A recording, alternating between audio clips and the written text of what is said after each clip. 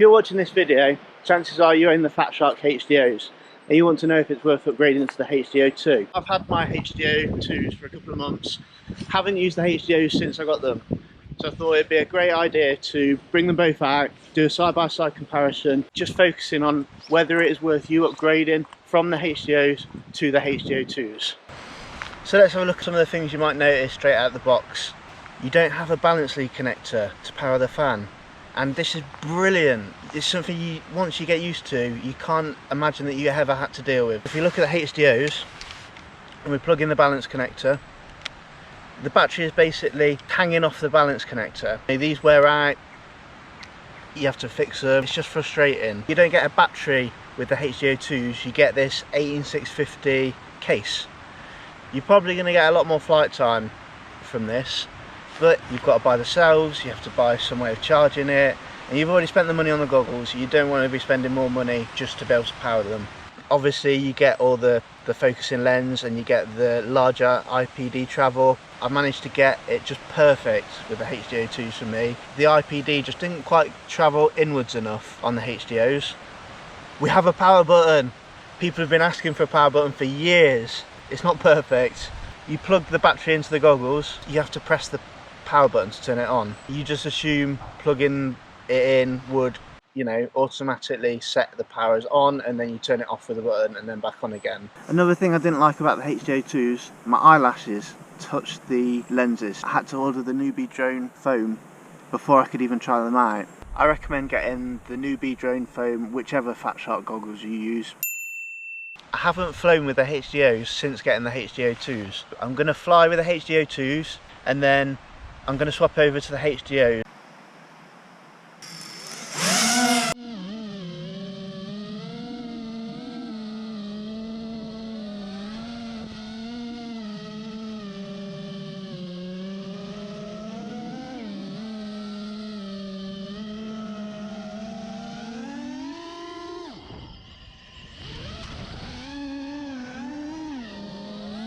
To be careful because I'm not quite used to the spot and I don't know where I'm sat from there.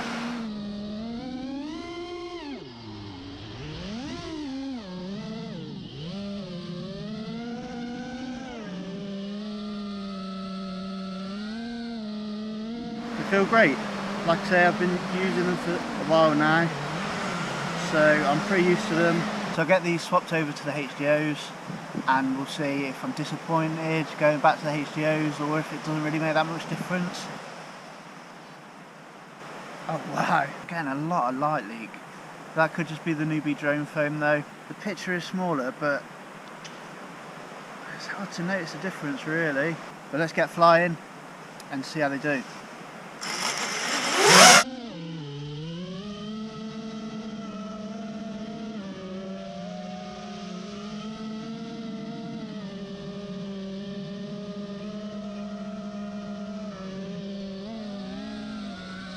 Really is not much difference at all.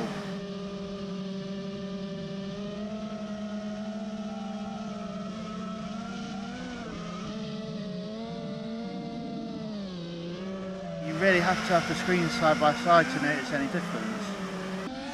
I mean, the colours aren't as good. The camera settings are exactly the same. Oh, we might be able to turn it off.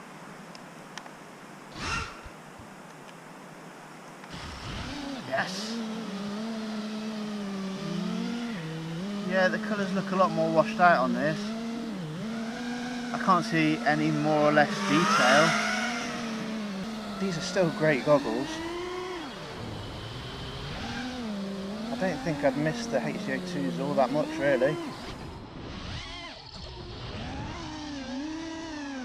So I've adjusted the contrast and the brightness on the HDOs. They're a little bit closer to the HDO2s. Let's see how they compare now.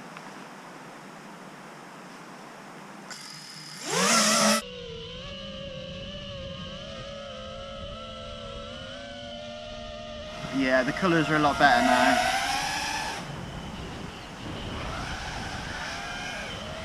I mean, do I think the bigger screen of the HDO2s makes me a better pilot?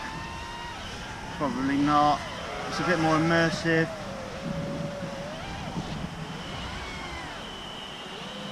so it might help you concentrate a little bit more.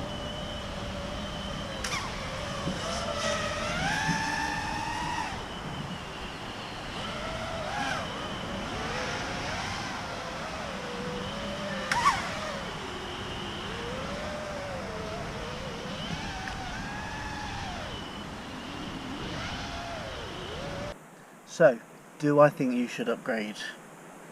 I'm going to say no.